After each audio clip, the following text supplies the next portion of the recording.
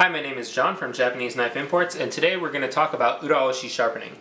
Uraoshi Sharpening refers to sharpening the backs of single bevel knives, traditional single bevel knives from Japan.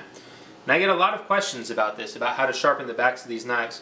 And I think that in the US a lot of people have different approaches to it. So I want to share with you the way that I learned while I trained in Japan.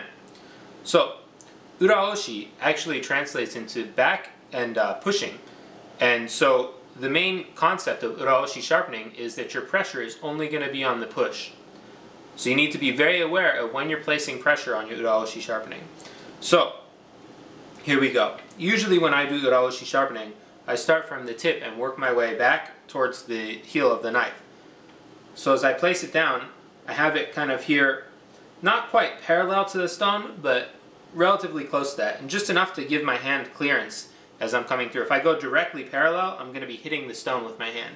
So I do just enough to give my hand clearance. And my fingers are placed kind of on the shinogi line or nearest to the middle of the blade. I'm going to be pressing only on my push and nothing on the back.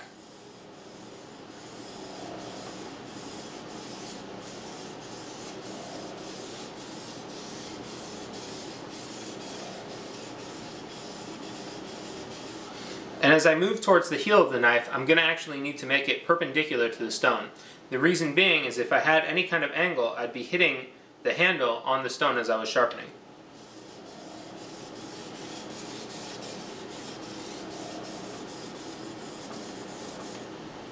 So that is what Uraoshi sharpening looks like. When it comes to Uraoshi sharpening, it should only be done on your finishing stone, on your finest grit stone. Like 6,000 grit, 8,000 grit, something like that. When you do it on a lower grit stone, you end up grinding away too much of the back, and over sharpening the ura actually leads to a significantly weaker edge, so you need to be very careful of this. And it's not really something that can be fixed too easily if you mess this up. So be very careful when you sharpen the back not to over sharpen this. So anyways, I want to explain to you why the pressure is only on the push when we do this kind of sharpening. I just did a video about the angle of approach and how wobble occurs when you're sharpening, and so I want to explain it's kind of a similar concept here. When you're sharpening and you have a forward motion, your blade is going to be kind of tilting forward a little bit as you go, and it's just part of what happens as you're pushing the blade forward on the knife. So you'll notice that this area, the front area over here, is going to be wider. When you pull back, you naturally kind of pull back the knife this way, and so then this area ends up being wider.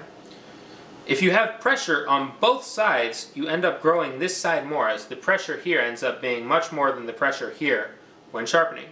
So when you have the pressure only on the push, and you pull back with no pressure, of course already the knife is still going to be going like this, you end up with a much more even finish. So this side doesn't become bigger than this side, they end up being about equal.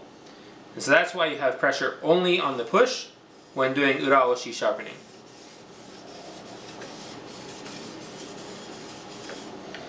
This is John at Japanese Knife Imports. Thank you very much for watching.